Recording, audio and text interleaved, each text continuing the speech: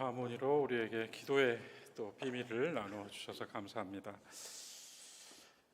정말 이번 올해는 정말 한 주도 안 빠지고 여러분 뭐가 있었죠? 마라톤. 올해는 유독 더하네요. 그래서 작년, 재작년과 또 다릅니다. 한 주도 안 빠지고 마라톤. 그래서 얼마나 교회 오시기가 힘들까. 이렇게 와 앉아 계신 모습만으로도 기적 같습니다. 이제는 뭐 마라톤 문자를 굳이 보내드려야 될까? 그 문자 비용이 엄청나거든요. 매주 마라톤을 하는 걸 염두에 두고 이 서울 중심부로 오셔야 되지 않을까 하는 생각이 들 만큼 한 주도 빠지지 않고 계속되고 있습니다. 많은 걸 생각하게 합니다. 많은 걸 생각하게 하고 삶의 내용들이 이렇게 달라져 가고 있는 속에서도 믿음을 지키며 가는 것이 무엇인지, 주일을 주님과 함께 보내는 것이 무엇인지 또 우리가 한 번 더 생각해 볼 수 있는 그런 도전인 것 같습니다. 서울 한복판에 있는 교회로서 우리가 이것 또한 짊어져야 된다면 짊어질 것이고, 그럼에도 불구하고 사방에서 모여드는 이 자리가 우리에게 어떤 의미인지 또 한번 생각해 봅니다. 사랑하는 여러분, 오늘 교회 오시느라고 고생이 많으셨고, 우리 잠시 이 시간 말씀과 또 성만찬으로 우리에게 이 정해진 이 하나님과 늘 다시 만나는 자리에서의 은혜를 나누도록 하겠습니다. 2주 전에 우리가 욥기를 한번 다루었는데요, 오늘 다시 욥기를 찾아봅니다. 좀 더 깊이 들어가 보려고 합니다. 성경의 모든 말씀이 그렇습니다만 사실은 특별히 욥기는 잘 가르쳐주는 이가 필요하다고 저는 생각합니다. 좋은 안내가 없으면 이 길고 긴 대화는, 긴 대화잖아요. 이 길고 긴 대화는 뭔가 특별한 의미, 그리고 등장인물들이 각자 무슨 말을 하고 있는데 그 안에 각자의 말 속에 담긴 깊은 뜻을 다 알지 못한 채 비슷한 대화인 듯 읽고 넘어가기 쉽습니다. 그래서 지혜가 필요하고 지혜를 주는 책이죠. 성경에서 시가서라고 불리는 책들이 있는데요, 욥기, 시편, 잠언, 전도서, 아가서, 그리고 때로 에레미야, 에가서까지 시가서라고 불러요. 그것만으로도 이미 분류가 충분한데요, 그 안에서도 욥기, 잠언, 전도서 세 권은 지혜서라고 세부 분류합니다. 지혜의 책이라는 거죠. 그냥 읽는 문자가 아니라 그 문자 너머에 있는 뜻을 헤아려 알아야 하고, 그 속에서 또 우리에게 이게 하늘의 지혜가 아니라 삶의 지혜를, 생활의 지혜를 가져다주는, 인생의 지혜를 가져다주는 책들이라는 의미입니다. 자, 욥기. 그래서 우리가 이 강단에서 이렇게 깊이 욥기를 들여다볼 수 있는 시간은 그리 자주 오지 않는다 생각하고요, 오늘 이렇게 한번 보도록 하겠습니다. 욥이 어떤 비극을 겪었는가에 대해서 우리는 막연하게나마 최악이었다 이렇게 전제를 하죠. 상상 이상이었다. 자, 1장에 보면 욥이 당한 비극의 실체가 아주 체계적인 구조를 가지고 정말 짜놓은 각본처럼 이 재앙을 만나게 됩니다. 첫 번째 재앙은 15절에 나오게 되는데, 스바 사람이라는 자들이 갑자기 와서 소와 나귀들을 빼앗고 칼로 종들을 모두 죽였다 나옵니다. 스바 사람은 욥이 살고 있는 곳에서 서쪽 사람들입니다. 그리고 나서 이 전원이 끝나기가 무섭게 그 말하는 도중에 바로 또 다른 재앙이 찾아오죠. 그 두 번째 재앙은 16절에 나오는데, 하나님의 불이 하늘에서 떨어져서 양들, 늘 성경에서 양은 하나님의 백성이잖아요. 양들, 그리고 종들을 모두 불살랐다. 하늘에서 떨어졌습니다, 이건. 그리고 그 말이 끝나기 무섭게 또 이어지는 17절에서는 곧바로 새로운 일이 생기는데, 종이 와서 말하기를 갈대아 사람들이 새 무리가 되어 찾아와서 낙타들을 모두 빼앗고 종들을 죽였습니다. 이렇게 말합니다. 갈대아 사람들이라고 하면 욥이 살고 있는 곳에서 동쪽 사람들입니다. 그러니까 지금 이렇게 구조를 보시면 서쪽과 동쪽이 양쪽으로 사람들이 몰아쳤습니다. 사람한테 당했어요. 그리고 하늘로부터 지금 불이 내렸습니다. 그리고 마지막으로 18절, 이 재앙 이야기의 18절로 오면 거친 들판에서 갑자기 큰 바람이 불어 닥치더니 집에 네 기둥 모퉁이를 쳐서 집이 무너졌고 생각지도 못할 일 아닙니까? 집이 무너졌다. 그래서 그 안에 있던 자식 열이 모두 생명을 잃었다라고 말합니다. 자, 거친 들판 땅이죠. 그래서 욥이 당한 비극은 그냥 아까 말씀드린 것처럼 상상 이상이 아니라 전방위로 재앙을 만났습니다. 서쪽과 동쪽 사람들 그리고 하늘과 땅으로 욥은 이 모든 일을 한 번에 당했습니다. 소식을 듣고 세 친구가 찾아왔죠. 사실은 좋은 친구들입니다. 그들은 절대로 무지한 사람들이 아니에요. 욥과 격을 같이 하고 있는 인물들입니다. 교양과 인격과 신앙과 품위를 갖춘 사람들이죠. 처음 와서 일주일 동안 욥과 함께 같이 슬퍼하면서 침묵했습니다. 아무 말도 하지 않고 곁을 지켜줬단 말이죠. 그러면 여러분, 이제 이 긴 대화의 시작은 누가 하는가? 누가 대화의 포문을 열었는가? 3장이 이제 대화가 시작됩니다. 3장. 욥기 3장에서 문을 연 사람은 누군가 하면 욥이에요. 그동안 견디고 버텼는데 마침내 더 이상 견딜 수 없어서 말을 내는 사람은 욥입니다. 욥의 말이 나오고 그 뒤부터 이제 긴 대화가 시작되는 거죠. 자, 3장에서 욥은 뭘 말했는가 하면 지금이 너무나 견딜 수 없어서 태어난 날 생일을 저주합니다. 생일을 저주합니다. 흥미로운 것은 3장을 우리가 들여다볼 때 생일만 저주합니다. 그 후로 자신이 살아온 삶은 아직 저주하지 않습니다. 그러니까 내가 태어난 것 자체가 슬픈 일이지 그 뒤로 내가 살아온 삶은 아직 내가 볼 때는 흠잡을 게 없습니다.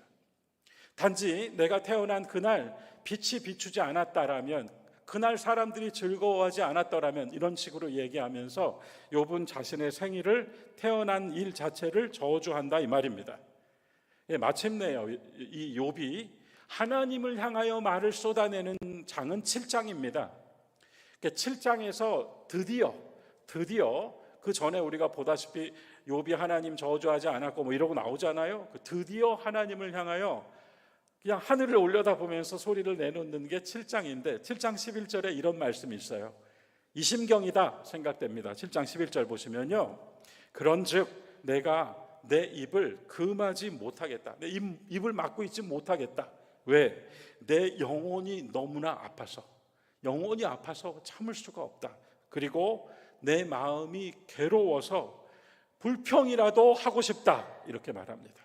이게 하나님을 향하여 내놓을 때 그가 하는 말이거든요. 영혼이 너무 아프다. 영혼이 아프다. 마음이 괴롭다. 불평이라도 하지 않으면 입을 다물고 있을 수가 없다. 이렇게 욥이 말해요. 자, 이렇게 3장에서 태어난 나를 저주하자 마침내 곁을 지키던 세 친구가 말을 시작하는 겁니다.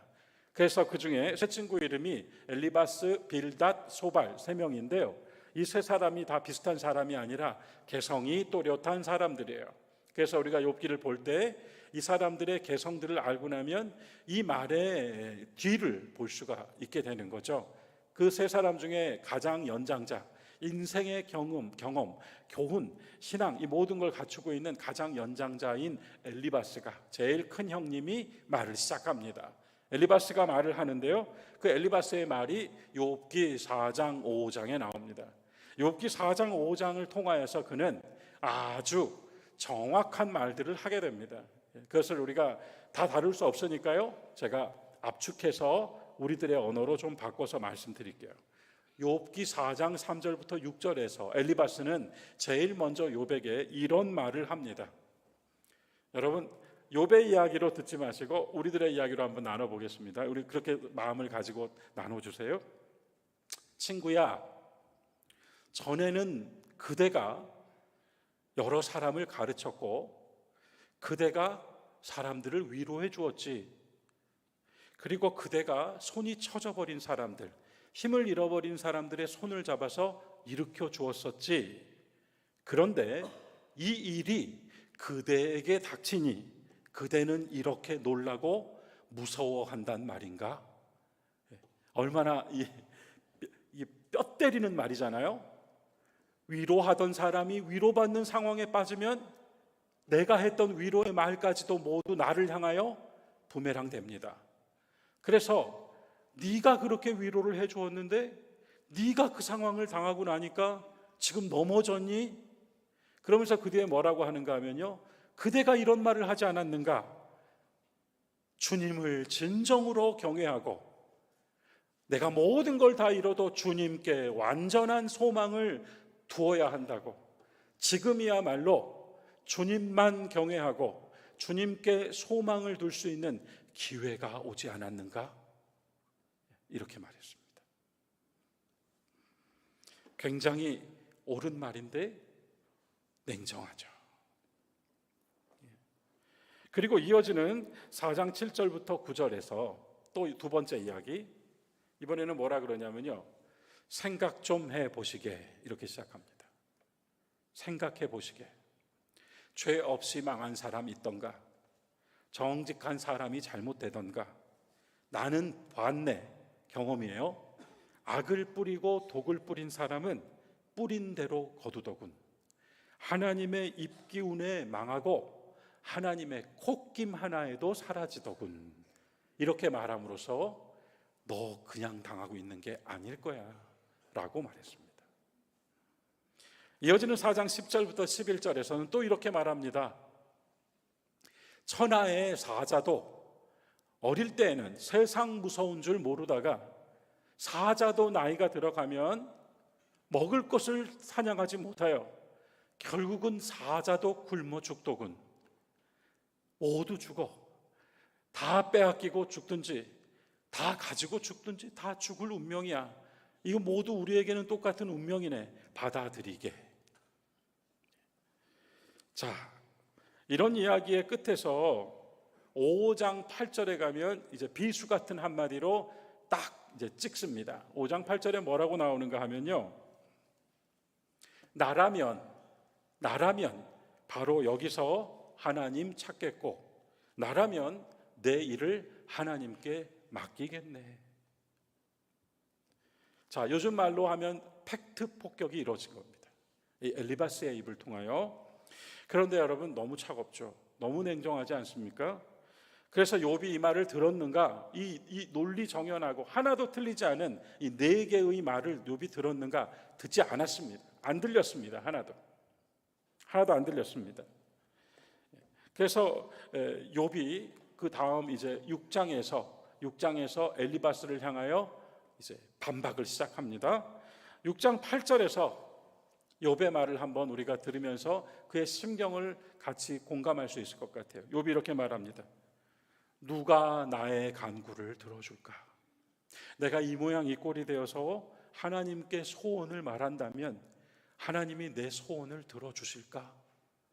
이렇게 독백합니다. 이렇게 독백한 후에 오늘 읽으신 말씀 6장 14절 이하로 이제 엘리바스와 남은 다른 친구들을 향하여서 말을 시작합니다. 14절 이렇게 말합니다. 낙심해 버린 사람이 되고 보니, 제가 이제 풀어서 말씀을 드리는 거예요. 낙심해 버린 사람이 되고 보니 혹시 하나님을 향한 신심은 조금 흔들릴 수도 있겠더군. 그렇다고 할지라도 친구들로부터는 동정을 받고 싶은 거다. 이렇게 말합니다. 네, 너무나 낙심이 되어서 하나님을 향한 믿음이 나침반 바늘 모양으로 흔들흔들 거릴 수는 있다 할지라도 친구 여러분은 나를 동정해 주셔야 되지 않습니까? 이렇게 말했습니다. 자, 이어지는 말씀에서 그는 한마디로 위로받고 싶다는 거예요. 나도 위로받고 싶다. 15절은 시냇물 이야기를 하거든요. 중동 지방에 와디라고 있다 하지 않습니까? 우기에는 비가 쏟아져서 사막에 강이 생기는 거예요. 광폭하게 쏟아지는 강물이 되었다가 건기가 되면 물이 싹 말라버린다는 거죠. 그래서 강에 흔적만 남아있다고 해서 그 와디라고 부릅니다.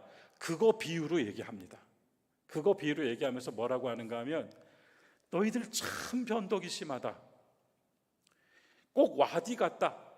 내가 좋을 때는 내 곁에서 나와 격을 같이 하고 즐겁게 웃고 놀던 여러분이 내가 힘들어지니까 쏜살같이 사라져버리는구나, 이런 이야기예요. 여러분, 이런 경험들 우리가 늘 사회생활하면서 이런 이야기들을 그냥 가볍게 주고받지 않아요? 어려우면 사람도 떠나더라, 뭐 이런 거 말이에요. 그러면서 6장 21절 친구들을 향하여 너희는 정말 이제 아무것도 아니다, 나한테는. 굉장히 가슴 아픈 소리죠. 너희는 친구라고는 하지만 내게 일어난 이 일들을 보면서 너희들은 겁만 먹고 있다. 22, 23절은 절절하게 나옵니다.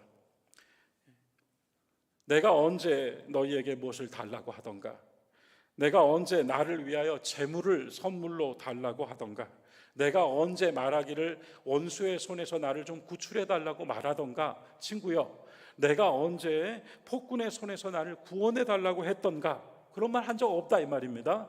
그리고 24절, 여러분 우리 욥의 마음으로 한번 읽어볼까요? 24절 함께 읽겠습니다. 내게 가르쳐서 나의 허물된 것을 깨닫게 하라. 내가 잠잠하리라. 나 말하고 싶지 않다. 그리고 25절은 오늘 읽지 않았는데요, 저는 이 욥의, 엘리바스에게 하는 욥의 대답의 정점이라고 생각합니다. 봉우리입니다. 뭐라고 말하는가 하면 25절에서 옳은 말은 왜 이렇게 아픈가? 바른 말은 왜 이렇게 아픈가? 그러면서 너희는 무엇을 책망하고 있는가? 그러니까 지금 이 처지에 있는 나에게 옳은 말, 바른 말을 엘리바스가 했어요. 아까 팩트라 그랬잖아요. 옳은 말, 바른 말 해줘서 하나도 틀린 말 아니라고 치자. 그런데 엘리바스요, 그대는 나에게 무엇을 하고 싶은 것인가? 무슨 말을 나에게 하고 싶은 것인가? 이렇게 이야기했습니다. 자, 이 정도에서 욥과 엘리바스의 대화, 엘리바스라는 인물이 가지고 있는 특징, 영적인 체험도 가지고 있는 사람임에도 그는 아주 냉정하고 냉철하게 사실을 정확하게 말할 수 있는 언어를 소유한 학자 같습니다. 영성가 같아요. 그런데 그의 말은 욥의 귀에 하나도 안 들어왔다고요. 위로가 필요하고 곁에만 있어줘도 될 사람에게 너무 많은 말을 했다고요. 옳은 말을 했단 말입니다. 틀린 말이 없었다고요. 그럼에도 거절당한 이유, 저는 이것을 머리에서 나온 말이었기 때문이라고 합니다. 욥이 듣고 싶었던 말은 가슴의 언어였던 거죠. 저는 요즘 머리와 가슴이라고 하는 어떤 비유와 상징으로서 머리와 가슴의 차이에 대하여 참 많은 생각을 하고 있습니다.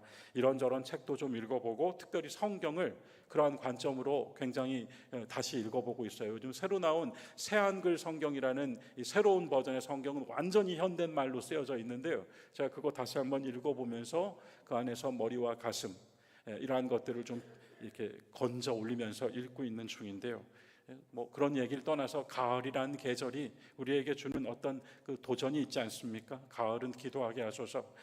정말 우리가 다시 한 번쯤 좀 돌아볼 일이다 생각합니다. 내가 머리로 했던 말, 내가 머리로 살았던 삶에 대하여 아니 가슴이어야 될 순간에 머리로 말한 적은 없었는지, 저는 이렇게도 말하겠습니다. 우리는 우리 자신의 골방에서 혼자 나 자신을 생각할 때에는 마치 내가 욥이 된 것처럼 처량한 신세라고 한탄하지만, 우리가 누군가의 아픔이나 그들의 자리에서 그들을 평가할 때는 엘리바스처럼 말하진 않았는가란 말입니다. 나 자신을 두고는 욥이라고 말하지만 타인을 두고는, 세상을 두고는 엘리바스처럼 보고 있지 않았는가 하는 생각도 함께 해봤습니다. 머리가 아니라 가슴이어야 될 순간에 얼마나 머리를 써서 살아야 했던가, 뭐 이런 거죠. 그러나 복음서 어디를 봐도 예수님 머리로 내놓으시는 말씀이 하나도 없다는 사실이에요. 예수님 머리로 계산하고 이해관계 따져서 행동하신 거 하나도 없다는 사실이에요.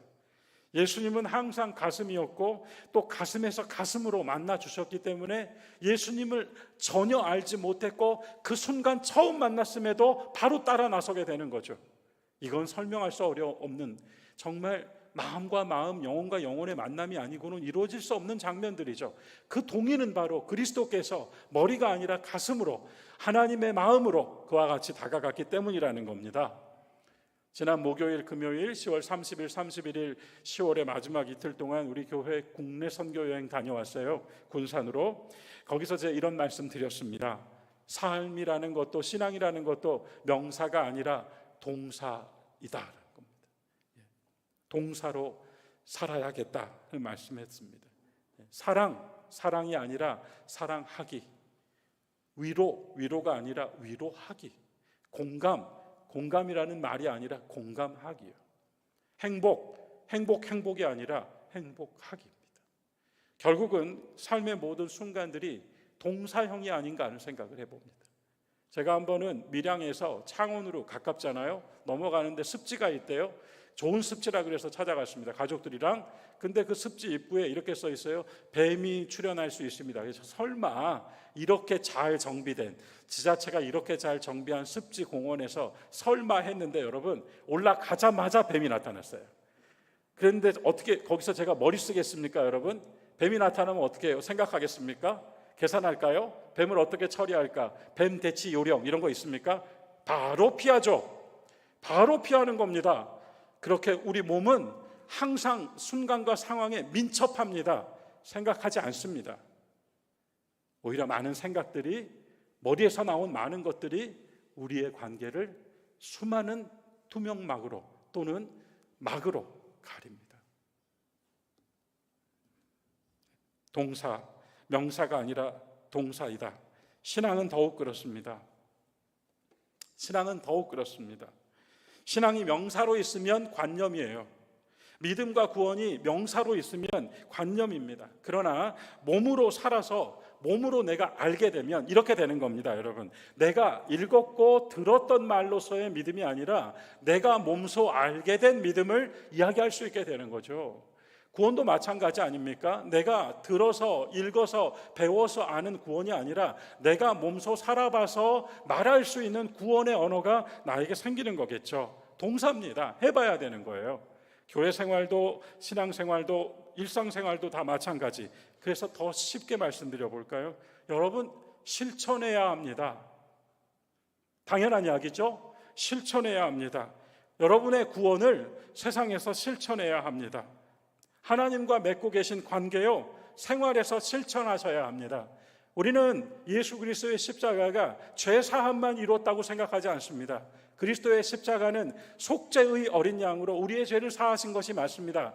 그러나 로마서는 그리스도께서 화목 제물이 되셔서 하나님과 나를 관계 맺어 주셨다고 얘기하거든요. 그래서 내가 받은 구원의 은총은 예수 그리스도의 십자가로 씻은 죄 사함의 은총에 더하여 하나님과 나의 관계가 끊임없이 확인되는 예배하는 삶이 되었고, 예배하는 삶을 통하여 얻어진 귀한 신앙의 결심을 가지고 세상 속에서 예배하는 사람의 모습으로 살 수 있게 되었다는 거예요. 그게 관계입니다. 하셔야 돼요. 관념이기 때문에 그게 안 되는 겁니다. 복음서 본문 너무 잘 아시죠? 이른 양 한 마리. 우리의 머리는 당연히 어린 양을 이렇게 생각하면서, 아니 어찌 99을 양 우리에다가 좀 옮겨두고라도 한 마리를 찾으러 가시지, 그냥 들판에 내버려두고 한 마리를 찾으러 가셨는가? 계곡과 골짜기로 위험을 무릅쓰고 한 마리를 찾으러 가셨는가? 자, 거기서 우리는 항상 예수님이니까, 예수님이니까. 하지만요, 그렇게 예수님이니까 해놓고 우리 자신에게 있어서는 다시 한번 우리의 머리는 그래도 99과 하나, 여기 뭔가 의미가 있지 않을까? 이 어떤 깊은 뜻이 있을까 생각하게 됩니다. 가슴은 그래, 예수님은 그리 하신다, 신앙은 그리 한다 라고 대답을 하죠. 그러나 우리는 여기서 끝나면 안 됩니다. 이른 양의 비유를 여러분 여기서 끝나시면 예수님이니까 그리하신다로 끝나면 안 됩니다. 저는 이렇게 말씀드릴게요. 저와 여러분이 그 하나인가? 우리 그걸 생각하고, 아니 저와 여러분이 그 하나이다, 이른 양 하나이다, 이걸 분명하게 가지고 계셔야 됩니다.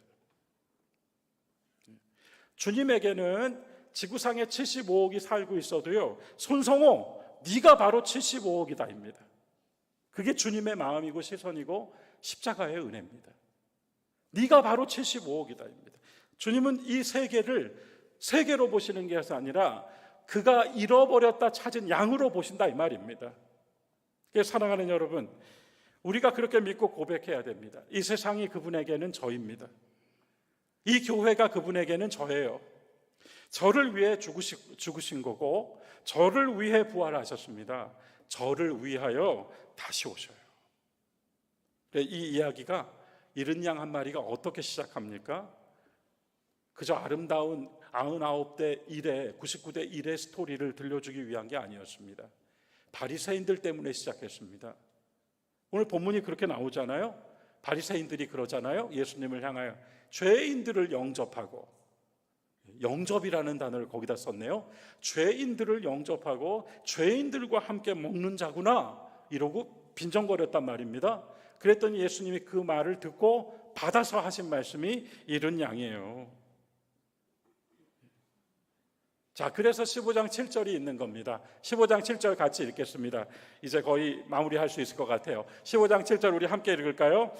내가 너희에게 이르노니 이와 같이 죄인 한 사람이 회개하면 하늘에서는 회개할 것 없는 의인 99으로 말미암아 기뻐하는 것보다 더하리라. 이게 메시지입니다. 99이 누구라고 하시는 거예요? 바리새인, 나는 의롭다고 말하는 그 바리새인들이 지금 여기 99에 들어가 있습니다. 그런데 다만 바리새인일까요? 나는 괜찮아, 나는 잘 살고 있어, 네가 문제지 하는 그 사람은 99이. 나는 정말 못난이지만 그래도 바로 내가 주님이 찾아낸 16절에 나오죠. 나의 잃은 양. 그냥 잃은 양이 아니에요. 나의 잃은 양. 내가 바로 그 나의 잃은 양, 예수 그리스도께서 보시기에는 75억 손성호, 이런 마음으로 우리가 서야지 그것이 바로 우리가 우리의 구원을 가지고 사는 삶이고, 그 구원을 행동으로 옮기는, 머리에서 가슴으로, 가슴이 동사로 행동으로 나올 수 있는 그런 신앙인의 길이 나오지 않겠습니까? 많은 때에 우리는 잃은 양을 알고 있음에도 99에 들어가 있다고요. 사랑하는 교회 여러분, 우리를 언제나 가슴으로 대하시고 가슴으로 함께하고 계시는 예수님을 느껴보십시오. 그 속에서 오늘 우리 성만찬 하잖아요. 주님의 살과 피를 먹고 마시는데, 이것을 먹고 마실 때 이거 우리에게 뭔 의미일까요? 여러분, 우리가 더욱 주님의 가슴으로, 주님의 마음으로 살아보겠다고 하는 결심 한 줄이 더해져야 되는 시간 아니겠습니까? 좀 더 뜨겁고 진실하게, 진지하게, 명사가 아니라 동사로, 삶이 동사였거든요.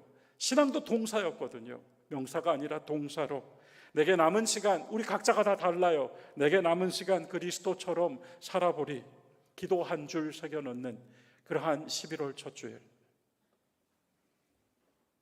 오늘 오후에 80주년 기념 성극이 있는데, 제가 어제 리허설을 봤더니 세상에, 이 성극도 결국 그 얘기더라고요. 머리가 아니라 가슴으로.